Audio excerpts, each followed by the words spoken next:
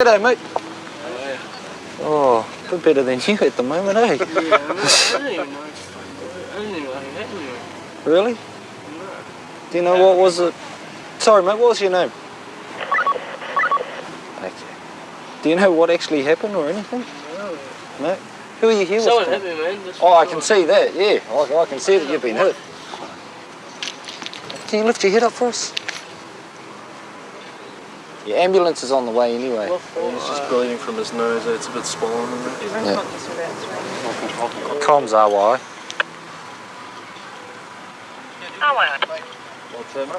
Just off with the victim now. Apparently he's been unconscious for about 3 or 4 minutes. He's come to now. He's got facial injuries and possibly a broken nose by the looks of it. You didn't see anybody? You don't know? You can't give us a description of the person who hit you? I'm trying to think, officer. You ever think? Right, you ever think and I'll just have a yarn. Hit me really hard, though. Just think as hard as you can and see if you can try and remember whether they were white or like my partner's colour there. A bit brown. Golden. Golden, mate. He was golden or Asian or anything like that. And see if you can remember whether they were wearing black pants, jeans. I didn't know what happened. I didn't piss anyone off. As Carlos's injuries are assessed and he's taken to hospital, Casey is pulled aside by a couple who witnessed the assault. Yeah, he had him pinned on the car, basically, and was laying into him. Then he just went down, and that's all I saw, his feet went in. By that time you were out of the car, and I was dialing you guys. Was it just one guy? Just one guy. One guy. Yeah. Yep. When he jumped in this car, did anybody else jump in the car with him? I didn't see that. Yeah, I was on the phone to you guys, Yep. and that's when I was really concerned about him, saying, no, you've got to get an ambulance, so Yep. I wasn't paying attention to that. By the time I looked over there, and that's when I saw him getting into the Corolla. I think there was 2 others with him. It's definitely a driver, Yep. and I'm sure he got in the back.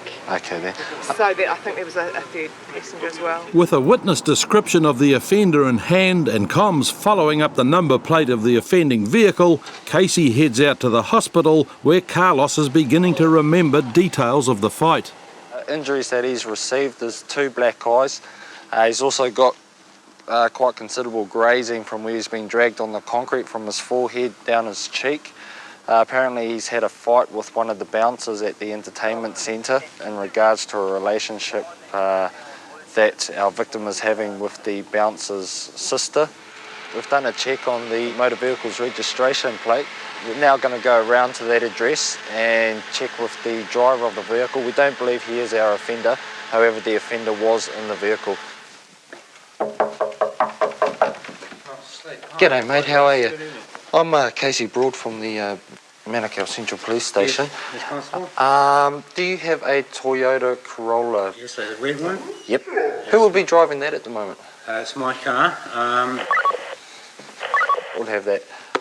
That car's not at work. It's been involved in an assault that's taken place and has left the scene. I've just spoken to the alleged offender's parents. He hasn't come home yet. However, he is in possession of the vehicle tonight. Some parents are going to get in contact with us as soon as he comes home. Later that evening, police caught up with the assailant and charged him with assault with intent to injure. In court, he pleaded guilty and was sentenced to 14 months in prison. That's fine, thank you. Auckland Police have just started the first night of Operation Booze Bust, an anti-drink driving campaign. And Constable Brent Stewart is expecting a busy evening. Saturday night, early-ish, about 9 o'clock. We're on Dominion Road, just south of Mount Albert Road. Traffic flow's pretty heavy. There were 7 of us on the checkpoint. We're doing over 400 breast screening tests. Yeah, going to be a busy night. After an hour, almost all of the drivers have been under the limit. And just as Brent thinks it's all going to run smoothly, he comes across a challenging customer. But it's not the booze, it's the fact that Brent can't get the guy to take the test. Have you had anything to drink tonight? No. Nothing to drink tonight? Okay, what I want you to do, when I say blow, okay, wrap your lips around the seal and 1 continuous blow until I say stop. Okay, I now require you to undergo a breast screening test without delay. Blow, 1 continuous blow. Blow, blow, blow. No. Blow. 1. Blow. Blow. Yes. Don't say it. I want you to keep blowing until I say stop. Blow, blow, blow, Blow. blow. Blow. What I want you to do is blow into here, okay? I'm giving you one more chance. Blow. Blow. Put your lips around there. What don't you understand? What do not you understand? Put your lips around there and blow until I say stop. Okay, blow. By the Otago building. Over. Okay. What is your English like? What? Do you speak English? Yeah. So why did you not blow? Take your keys out. I now require to accompany me to the booze bus for the purposes of an evidential breath test, blood test or both. Okay, do you understand that? Finally certain that language is the major problem here, Brent tries another tack. Want to speak to a And lawyer? back at the Okay. booze bus, a demonstration gets a much better result. Okay, what's going to happen, mate, is we're going to go through a procedure. We're going to get you to blow into the evidential breath test machine, okay? And that'll let us know whether you've been drinking tonight. You understand what I mean about blowing? Blow. Blow. Don't open this one. Blow. Put your lips. I'll show you. Like this. Blow. Only. Blow. Okay, I now require you to undergo an evidential breath test without delay, okay? One continuous blow until I say stop. Deep breath and blow into the mouthpiece. Now. Yep. Blow, blow, blow, blow, blow, blow, blow, blow, blow, blow, blow, blow, blow, blow, blow, blow. You're doing well. Excellent. Keep going, keep going. Stop. Just take a seat. And after half an hour, the evidential breath test is complete. As I suspected, he's blown a negative result.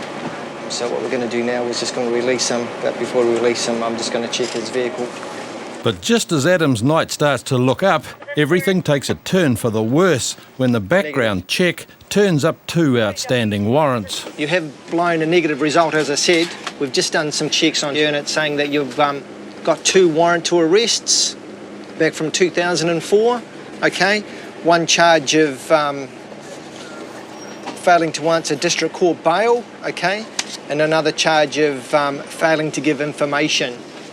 Do you know that these warrants were active? Yeah, long time. A long time ago, okay? 3 years ago. You'd never turned up to court? Only one time. Okay, what's going to happen now is that I'm going to take you through to the Auckland Central Police Station, okay? And we're going to go and sort this out, okay? After a short stay at Auckland Central, Adam appeared in court the following Monday, where the matter of his outstanding warrants were finally put to rest. With other units also on the hunt, it's not long before police catch up with the suspect vehicle, and Simon and Mason find it full of Whakatane teens out enjoying a road trip. Hey, what up? WHK! Hey man, shut up for a minute, will you? I'm just gonna get some details. Oh, he's the fella driving. It's his car. Oh, just crazy. I've only known him for like a week because I work with him. We came over to Hamilton, seen a couple of friends, just been driving around. Have you pulled over and gone down any driveways in the last 5 minutes or so? No driveways. Did any member of your car or anyone who's in there try to break into any car? I don't know, honestly. We've like just driven around doing nothing because there's nothing to do. We're just coming down this road here and we randomly get pulled up for like 1, 2, 3, 4 of the motherfucking polices for nothing. We ain't done nada, we're just driving along normally, going to town, and we get pulled up for nada, bro. We're getting searched, the boot, the seat, the everything. But it's obvious these kids have been up to something, as a quick search of their car turns up some items taken from the informant's vehicle. So I've found the stereo here, which actually matches up with the instructions manual that we've got from the informant. What do you want to tell us about the stereo that's in the booty? Oh, I don't know nothing about it. You don't know nothing about it? Nothing about a stereo in the back. Yeah. Who's punched it out of the car and put it in there? I punched it out of the car. You haven't done that? Nah, no way. I'm not a fucking thief or anything. Just let you know, eh? You're not advised to say anything? Yep. Anything you say may be given evidence? Yep. You understand that? Yep. Just down the road from here, Yeah. there's been a person with a hoodie get into a car and jump into this laser and drive off. Okay? Sweet. Arrest me. I haven't done anything wrong. From what I can see, you're the only one in there with a hoodie. Sweet. Arrest me. I haven't done anything wrong. You didn't do it? No, I haven't done anything wrong. Until someone claims responsibility, everyone in the vehicle remains a suspect. But for Hamish and the car's owner, Terence, the situation is looking especially grave. You don't know anything about it? You sure you want to take that track at this point in time?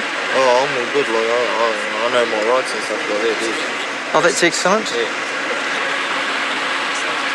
Given that I have cause to suspect that the stereo was stolen, and you own the car, the stereo is in your possession, I'm going to caution you and let you know what your rights are again, even though you may know them, okay? And that is that you're not obliged to say anything, and anything you do say may be given in evidence. And like, what's going to happen if I get charged with it? Well, you go to court. Like, will I get bail tonight though, because I would think he's doing time and shit.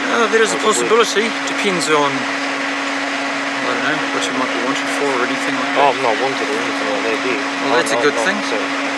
What have you last been up on charges for?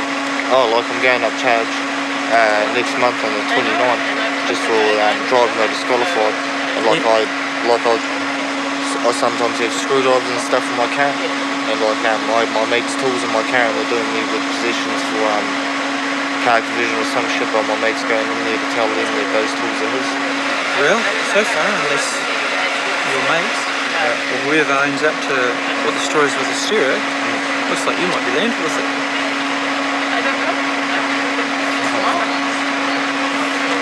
Either you blocked your ears and you closed your eyes when all these things are going on, which means that, well, you didn't see it, and so, then you have a believable story. Yes, I don't believe you closed your eyes and blocked your ears. I think you do know what's been happening. Is that a fair enough thing to say? It's fair enough, I guess, coming out of your mouth. I don't think I should change my story because I'm not worried about you changing your story or anything like that. I just want to sort out what the story is. Saves us time, it saves you time, it may even save you a charge. I know. And a criminal record. I know. With no one admitting to the theft, Simon and Mason decide to take everyone back to the station while the evidence is processed. Shut up, I got nothing to do with this. Yep, sure you haven't. My thing is bullshit because I'm going to plead not guilty to every charge because I've got nothing to do with it. Alright, stick in this one, eh? Yep. Fucking touch my balls, cunt. You're not my type, man. We came back to base with the 5 occupants of the car. 3 of them have since been released. We've had enough evidence now to charge 2 of the males, so they're now being processed at the watch house and will go to court in a couple of days' time. When Terence appeared in court, he was charged and convicted of theft ex-car and received a sentence of 6 months in jail, whilst his friend Hamish was later released without charge. Scene of an accident where a car has lost control, pinballed from one side of the road to the other and landed in a ditch. Surprisingly, no one's been hurt and fire crews are already cleaning up the mess. But when Constable Ian Carter is briefed by the fire service, it becomes apparent that alcohol has been involved. He says he came around the corner, it just fell over. He's caused quite an extensive oil spill. We've got spill sieve on the way, so we'll take care of that. We may have to get the council out yet to fix it. He's a bit vague about what he wants to do, so you might like to have a few words with him. All right. Okay? All right, cheers, mate. Just came down. You all right, mate? Yep. You're not hurt? No, I'm not. No. I'm completely unharmed, which is quite amazing. Very lucky, eh? Yep. Okay. So what's happened to cause your car to roll, mate? I come round the corner there. Yep. Came down the hill, and you can see there's roadworks all the way out, right? Yep. And I hit that loose gravel there. See where the patch of loose gravel is? Hit that, slid into the ditch, bounced out of this ditch, went into that one, and she was all over. Boom. So you just misjudged the turn. Oh, You been drinking tonight? Yes. Yes, how much have you had to drink? I've had about 8 beers. 8 beers. Since about 6 p.m. Do you think you should have been driving? Yeah. You do? Yeah. I'll get you to come down with me to the police car, mate, and we'll just arrange for a breath test, okay? Yep. The unusual display of honesty catches police by surprise, but the result of the roadside breath test is exactly what Ian expects. Just have a look at that. It says fail general, which indicates to me that you're over the limit. So I now require you to come with me to the Henderson Police Station or other such place for the purpose of an evidential breath test, blood test or both. Yeah, not a problem. Can we All right. take through You understand that? Yep. Yep. All right. Yep. He's failed general at this stage on the breath screening test. Indicates he's over the legal limit of 400. We take him back to the Henderson Police Station. We will undergo an evidential breath test to find out how much over that he is. Right. Despite writing off his car and facing the loss of his licence, James remains positive, confident the second test will clear his good name. Man, I'm not a bad dude. Do I seem like an asshole? Oh, I don't know. Haven't been around you long enough. Now required to undergo an evidential breath test without delay. Long, continuous breath. Keep it going, keep it going.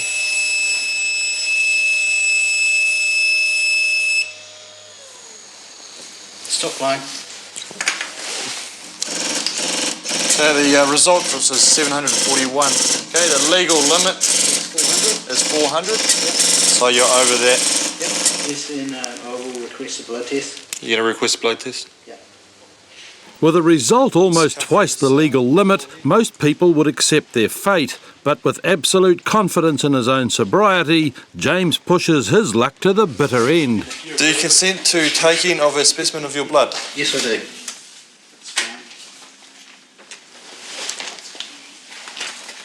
Whether James believed he was sober or was simply delaying the process remains unknown. But either way, one thing is certain. Despite his efforts, he won't be going home with his driver's licence. If you blow over 650 micrograms of alcohol, regardless of whether or not you elect blood, we mandatory licence suspension for 28 days, effective as soon as I hand you this notice.